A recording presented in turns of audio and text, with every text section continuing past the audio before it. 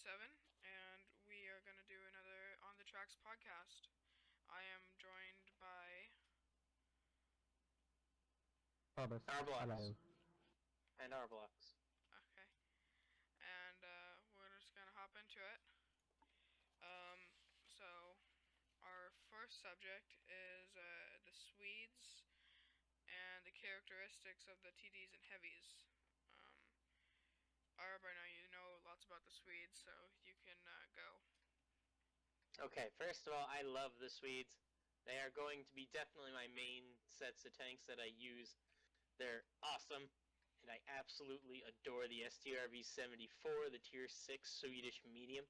That thing is an absolute sniper of a tank. And something else that I really like about all the Swedish tanks is that 95% of them, excluding some minor low-tier ones like the PV, LVV, however the hell you're supposed to say it, that little tank, that little Tier 2 Swedish TD, that's the only tank that has less than 10 degrees of gun depression. The only one. Oh, wow. So they have Wait, pretty really? good gun depression. Yeah, and most of them have more than 10, which is ridiculous. What? Because you normally see 10 as the standard of really, really good.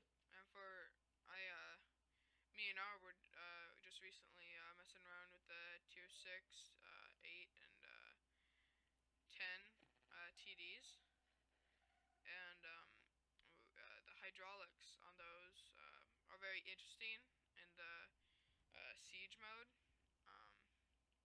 I'd actually like to see that on the EOC, not the hydraulics, but the siege mode, because in real life, they were able to turn their complete turret around when completely stopped, and maybe you could make it go like half or so its speed when it's in siege mode, not like 5 like the Swedes are. Anything else, Arb? Yeah, I honestly don't know if the Swedes are going to be all that competitive comparatively to stuff like the AMX 50B or the FE 215B, because those tanks just do not, or the Swedish TDs in particular, because the Swedish heavies are awesome, to say the least. But the Swedish TDs, I feel like siege mode is a little bit too gimmicky for them to be competitive, you know? Yeah. Oh. Even so, it's a really nice little thing to add, and it's a really interesting idea. So, now we're gonna talk about historical battles and how they could return. So,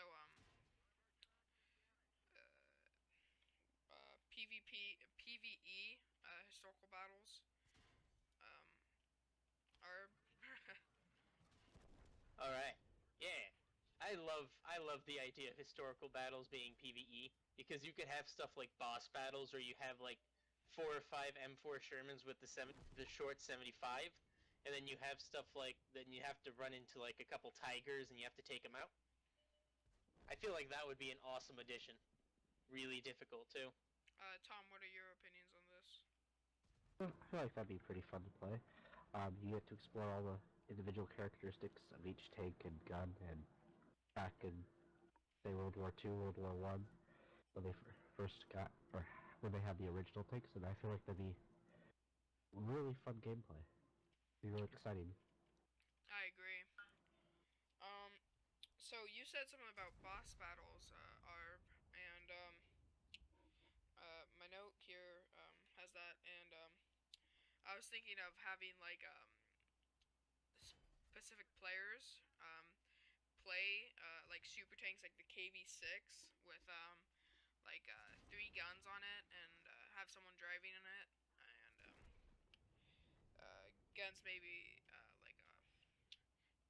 like four, maybe 4 tier 6s or so. I think that would be really fun. Anything, either one of you want to add anything on top of that? You know, I like the idea of having like a KV-6 be like a boss fight, but I don't really think that they should be controlled by players, because first of all, the one who gets stuck with the driver gets no fun of it. Okay, I understand. And And the ones who get the gunners, well, they only control one gun, and once that gun is gone, they're screwed. They don't have any. They can't do anything anymore. While the Right. tank is still alive, they have to wait for the rest of it to finish. Okay. Um. So about the maybe adding some new premium tanks. Um. I thought they could add. They already have basically what it is. The T95. Which in real life is called the Super T28. Um, but I was thinking they could add another premium American 8 called the Super T28 and have very similar stats to the T28, the regular one. This one. And To be completely honest, I think that's actually a pretty good idea. yeah,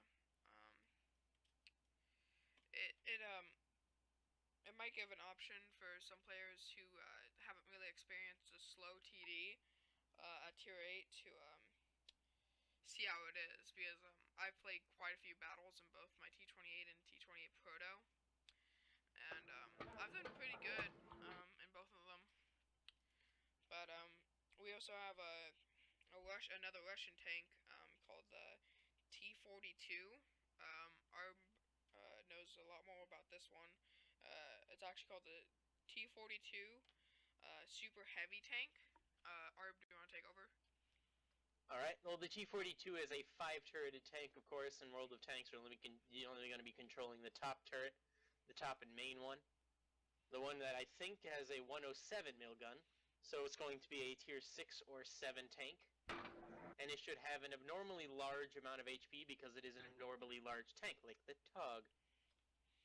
And So, in fact, what tier are you I thinking would... for this? Hmm? What tier do you think it should be in? Tier 6, maybe even tier 7, even though that's not that likely, or tier 8. As I had said before, I would think it would be more like tier 6 or 7. Because Okay. it does have that 107 mil gun. I could be mistaking this with another tank, but I'm pretty sure it is that tank with the 107 mil gun on its Right. main armament. But even so, I think it should be a tier 6 or 7 tank with an abnormally large amount of hit points because it is a very, very large tank. So, it would be sort of like a TOG and a T34 together. Is that what you're sort of saying? Yeah, very slow, Okay. very lightly armored actually. It's the guy less armor than the TOG. But Alright, so it has what a very, very powerful gun, as in the same gun as something like the T-150. what uh group would it be put in? Like mediums, lights, or heavies? Oh, definitely heavies. Okay. Um, why? Because you said has pretty light armor. I understand that the TOG It does has pretty too. light armor, but it's still very much a heavy tank. It's a very heavy tank. Yeah. I mean, like, I cannot stress this enough. It's a big tank. So how many hit It points do you moves think it would slowly. have compared to the TOG if it were tier 6? Probably a little less. A little less than the TOG. Okay. Yeah. Why? Because it looks a little bit slimmer, a little bit smaller to the TOG. And would the gun have more damage than the TOG or less than the TOG? Oh, way much more. Okay, Twice as much, so it's a actually. very 150 balanced. alpha compared to 300. So it's a like a sort of like a flip flop. Oh, how fast would this go? Oh, I don't know, actually. I would say roughly the same as the TOG. Okay. Well, yeah. Um, would there only be like any tanks anyone would like want to see, sort of? Not like real tanks, but like tanks that were real that they could turn the statistics on, like maybe like a light tank that has a like a lot of damage. Um, T-49. well, like that Yeah, I understand. that has like a lot less HP but has more damage than like a tier 10 maybe. So what you're saying effectively is something like a glass cannon, am I correct in saying that? Yeah, basically like I'm not saying that you have to have that, but like maybe like a TD that's pretty fast. Well, I guess they're adding that with the Swedes, but that's they act really weird. So I don't know how that would work. I got demolished. Um, so we talked a little bit about siege mode. Do you want to cover that a little more, Arb or Tom? Well, siege mode to me. Oh, Thomas, continue. No, I wasn't saying anything. Ah, okay. Well, I honestly see very little play competitively when it comes to siege mode because siege mode is very gimmicky, as I had said before. Alright. It's just I just don't see it being used that much because it's just clunky. So It's a very interesting thing, how would but you it's just use clunky. siege mode?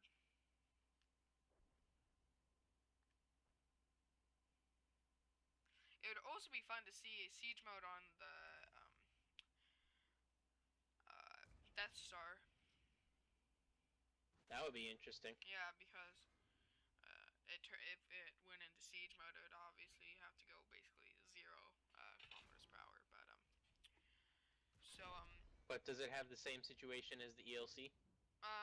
yeah, it can turn its turret all the way around. I think that would be so cool. So how would you play the Swedish siege mode tanks? Oh, snipers. You do not want to get up in front because if you have to go from siege mode to travel mode, Okay. or from travel mode to siege mode on the fly, it's not that easy. It does Alright. take a 2-second at least to get between the two. Tom, how would you play it? Like Arb said, I would play it very... only... You would not play it aggressive at all. Right. You would play it how the French heavy tanks are in a regular pub match. Like that, you'd be a support. Everybody would be a support and non-aggressive player because your tank just physically can't do that with siege mode. Right.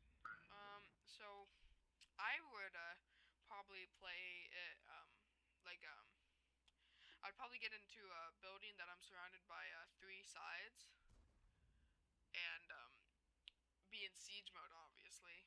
And when tank comes up because they have pretty high damage, just pick them off. The tier 8 has a pretty high reload, which sort of sucks. But with the tier 9 or 10, I would probably do that with.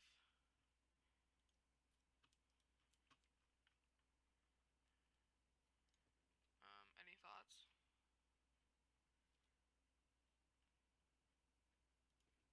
Hello?